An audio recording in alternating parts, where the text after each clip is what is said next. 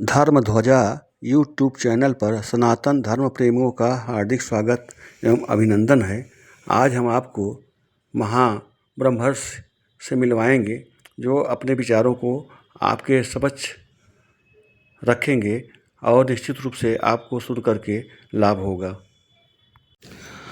परम पूज्य चाणक्य पीठाधीश्वर परशुरामाचार्य ब्रह्मर्षि सुदर्शन शरण जी महाराज के द्वारा गहरवार वंश के साम्राज्य, वर्ण व्यवस्था और मनु व्यवस्था पे समाज में फैली विसंगतियों को दूर करते हुए बहुत ही सुंदर ढंग से विस्तार से वर्णन करके समस्या का समाधान किया गया है।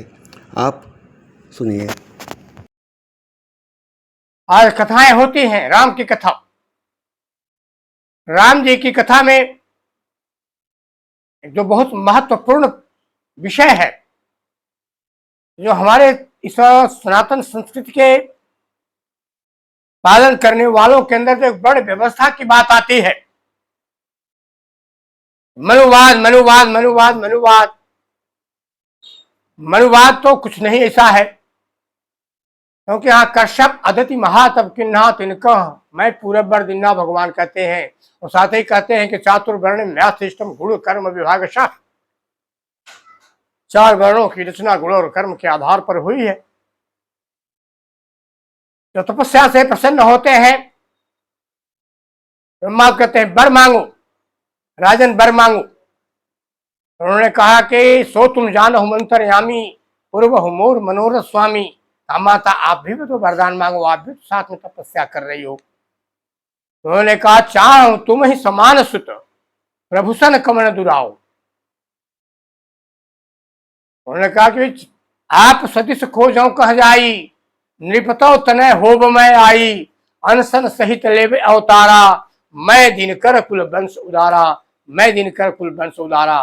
पर ब्रह्म पिता परमेश्वर ब्रह्म को जानने वाले ब्राह्मण के रूप में भगवान मर्यादा पुरुषोत्तम राम जाकर नाम लेत रिपनाशा, नाम शत्रुहन वेद प्रकाशा, जिसका नाम मात्र लेने से ही शत्रुओं का नाश हो जाता है, ऐसा क्षत्रिय के रूप में शत्रुघ्न विश्व भरण पोषण कर जोई, ताकर नाम भरत अस होई। विश्व को भरण पोषण की क्षमता रखने वाला ऐसा वैश्य के रूप में भरत, और अहधन लक्ष्मण बड़भागी, राम पदार बिंदु अनुरागी, हिंदवः सोदरा सर्वे न हिंदू पतो भवेत, मम दीक्षा हिंदू रक्षा मम मंत्र समानता। सोदरा के रूप में लक्ष्मण पैदा हुए। आज समाज के बीच में शूद्र शूद्र शूद्र शूद्र की बात आती है। जिसका विचार क्षुद्र होता है वही शूद्र है, चाहे वो किसी भी वर्ण में पैदा हुआ हो, ब्राह्मण के वर्ण में पैदा हुआ, अगर वो विचार क्षुद्र है तो वो क्षुद्र है। क्षत्रिय भी विचार सही नहीं, क्षुद्र है।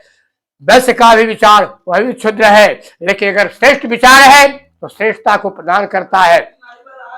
क्योंकि ब्राह्मणो वस मुखम माशित माहुम राजन्य कृतः उरुतद्वैश्यम पदभ्यागम शूद्रो अजायत। ब्राह्मणो वस मुखम माशित, विद्वान मुख शक्ति, विद्वान शक्ति ब्राह्मण है। जो विद्वान है वो ब्राह्मण है, ब्रह्म को जानता है वो ब्राह्मण है, ब्रह्म को जानने का जो प्रयास करता है वो ब्राह्मण है। जो रक्षा करने का काम समाज का करता है वो क्षत्रिय है, जो भरण पोषण का काम करता है वो वैश्य के रूप में है, और जो संपूर्ण कार्यों का सफलता पूर्वक प्रतिपादन करता है उसे लक्ष्मण किस संज्ञा दी जाती है, वो समान है। क्योंकि हमारे यहाँ चार श्रेणियां थी, विद्वान, बलवान, धनवान और सर्वमान। जिसको आज निचले तबके का लोग बोलते हैं वह सर्वमान था, सभी लोगों की मानता थी, सभी के साथ सब कुछ मिलकर के वो सारे कार्य का प्रतिपादन करता था, इसलिए वो सर्वमान सर्वमान्य था।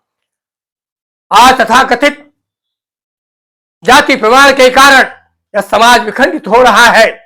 वह जातियों की व्यवस्था नहीं थी, सब कर्म के आधार पर था, जो जैसा कर्म करता था।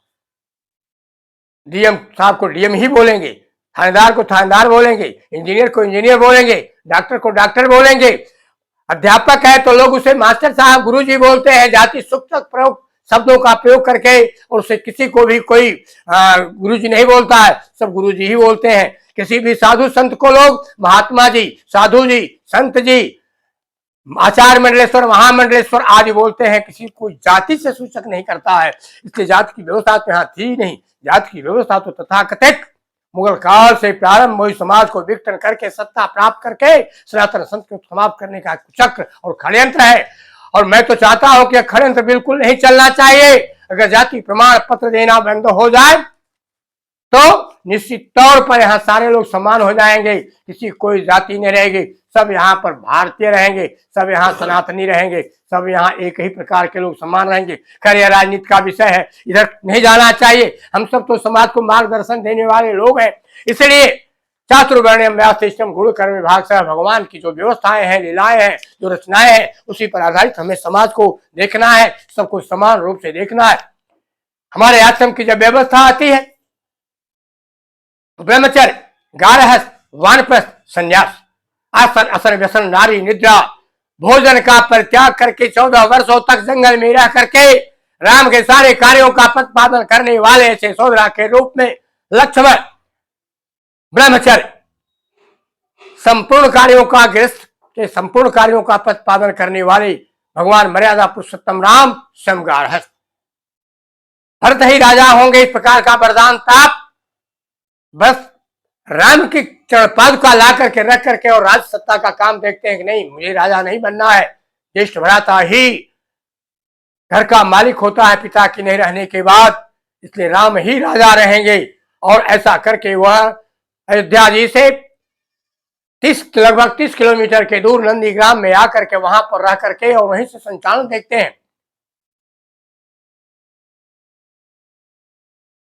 भरण पोषण का कार्य प्रजा का करते हैं और भगवान प्रस्थ का जीवन व्यतीत करते हैं जटाजूट बढ़ा करके।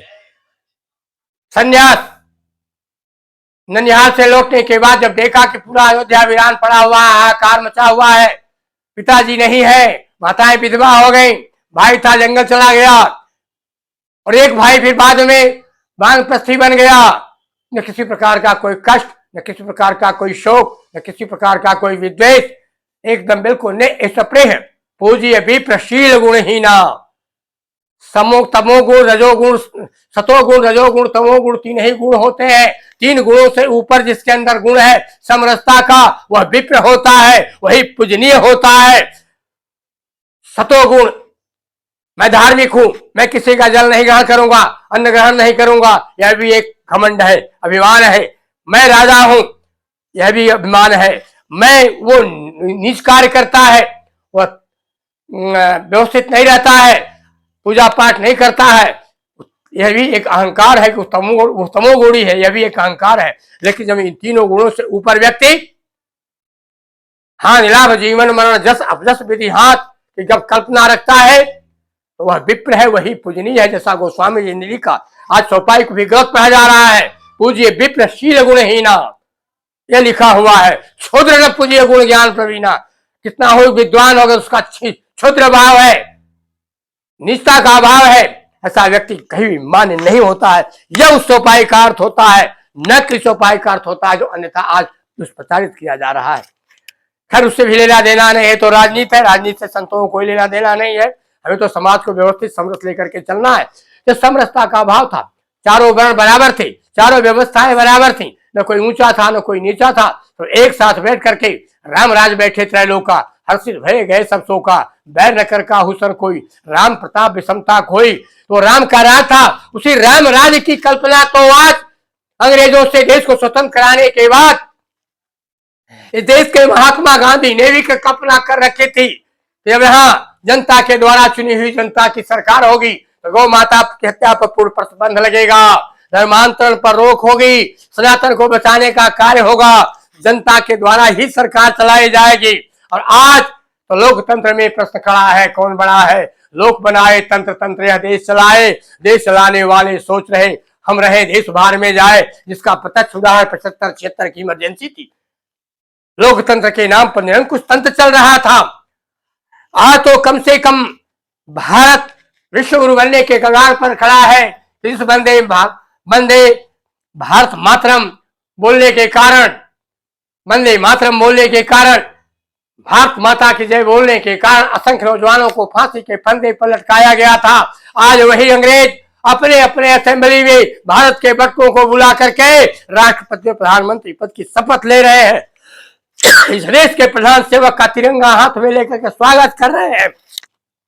हम जमीन पर रह करके भी अपनी बात नहीं कह पाते थे, आज 20 जी राष्ट्रों की अध्यक्षता कर रहे हैं, मध्यस्थता कर रहे हैं और एक अपार शक्ति के रूप में खड़े हैं कि हमारे सामने किसी के उभर करके आने की हिम्मत भी नहीं पड़ रही है। हम विपदाओं से लड़ने का कार्य भी करते हैं, हमेशा से सदैव से आक्रमण होता रहा है। यहाँ यौनों ने आक्रमण किया, हुणों ने किया, शकों ने किया, मुगलों ने किया, अंग्रेजों ने किया। हम सारे लोगों के आक्रमण को झेल करके अपने अस्मिता को बचा करके रखे हैं, क्योंकि हिंद वह सोदरा सर्वे न हिंदू पतो भवे मम दिशा हिंदू रक्षा मम मंत्र समानता। और यही हमारे इस जो भी होने वाली कथा भी एक है। 3 जून से 9 जून तक गड़बड़ा धाम हलिया मिर्जापुर में 10 को भंडारा है। उस कथा का भी प्रयोजन यही है कि हिंद वह सोदरा सर्वे न हिंदू पतो भवे मम दिशा हिंदू रक्षा मम मंत्र समानता। भारत माता की जय, राजा रामचंद्र की जय, श्री कृष्ण भगवान की जय, खष्टम अवतार भगवान परशुराम की जय। होने वाली कथा जहाँ और शीतला दरबार की जय। यहाँ माँ विंध्यवासिनी के दरबार विंध्याचल में हम बैठे हुए हैं। अभी केदार त्रिपाठी जी के यहाँ आए थे मिलने के लिए। यहाँ कई लोगों को आमंत्रित करना था, जिस संदर्भ में यहाँ पधारे हैं सुदर्शन संस्थापक भगवान परशुराम अखाड़ा। भगवान परशुराम अखाड़ा के द्वारा आयोजित शीर्षक चंडी महायज्ञ एवं राम कथा का आयोजन गड़बड़ा धाम हलिया ब्लॉक के अंतर्गत आता है, मिर्जापुर जनपद में, वहां होने जा रहा है। गड़बड़ा देवी के बारे में जो मान्यता है, जहां गहरवार वंशी क्षत्रियों का आधिपत्य था, यूं तो उनकी कुल पूज्य देवी मां विंध्यवासिनी है ही। कन्नौज से लेकर के फतेहपुर के रास्ते होते हुए, प्रयाग के मांडा से लेकर के विजयपुर स्टेट होते हुए तो कंतित स्टेट बोला जाता था। सोनभद्र का उत्तरी हिस्सा लेकर के चंदौली के 72 गांव घरवालों के होते हुए सासाराम तक एक लंबी श्रृंखला थी। और उस श्रृंखला में यह गढ़ बड़ा के नाम से जाना जाता था स्थान। वहां मां शीतला का भव्य मंदिर है। मानता है कि वहां पर लोग जब कोई धार्मिक अनुष्ठान करते हैं, आयोजन करते हैं, तो अन्य जगहों के अपेक्षा वहां 100 गुना ज्यादा फल मिलता है। आयोजन में सम्मिलित होने वालों को भी उतना ही फल प्राप्त होगा अगर करने वाले को मिलता है तो। क्योंकि यहां गढ़वार वंश का शासन था। उस समय मुगल आक्रांताओं के द्वारा धर्मांतरण की जो प्रक्रिया चल रही थी, वही क्षेत्र में तथाकथित चित्तानपुर गांव को छोड़ दिया जाए तो किसी भी गांव में धर्मांतरण नहीं हो पाया था। इसलिए उस गढ़ बड़ा धाम को उस समय के तथाकथित धर्मांतरण करने वाले जब सफल नहीं हो पाए तो उन्होंने उसका नाम गड़बड़ यानी गड़बड़ा रख दिया, लेकिन शुद्ध नाम उसका गढ़ बड़ा है। और वहीं पर हम अपने भगवान परशुराम अखाड़ा के द्वारा वहां के मां शीतला का आशीर्वाद प्राप्त हो, समाज में वैमनस्यता का भाव समाप्त हो, सनातन संस्कृति की रक्षा सुरक्षा हो सके, इसी उद्देश्य से वहां पर श्री सचंडी महायज्ञ और राम कथा का आयोजन कर रखा है। आप सभी बंधु सुभव्य स्थान पर, क्योंकि वो पहाड़ों के बीच में, जंगल के बीच में स्थित है, बहुत पिछड़ा हुआ क्षेत्र है, निश्चित तौर पर पधारें और यज्ञ में सम्मिलित हो और कथा श्रवण कर और उस दिव्य पवित्र स्थान को देखें कि क्षेत्र में जहां धर्मांतरण नहीं होने पाया, वहां के लोग वनवासी होते हुए भी कितने व्यवस्थित है, सनातन संस्कृति प्रति कितने आरूढ़ है, जो अपने आप को आज तक बचा रखे हैं और आगे भी बचा रखेंगे। इसी प्रेरणा के साथ सब लोगों को वहां से प्रेरणा लेनी चाहिए कि सनातन संस्कृति ही हमारा संपूर्ण व्यवस्था है। मां शीतला धाम की जय, शीतला माता की जय, भगवान परशुराम की जय। 3 जून से 9 जून तक यज्ञ हवन एवं श्री राम कथा सायंकाल तथा 10 जून को बृहद भंडारे का आयोजन है। आप सब सादर उस यज्ञ हवन, श्रीराम कथा एवं भंडारे में सम्मिलित हों। यह पुरुषोत्तम मास है और पुरुषोत्तम मास में ही वहां पर यह कार्यक्रम का आयोजन है। इसलिए इस पुरुषोत्तम मास में, श्रेष्ठ मास में आप सब निश्चित तौर पर पधार करके यज्ञ को सफलीभूत करते हुए उनके भागी बने।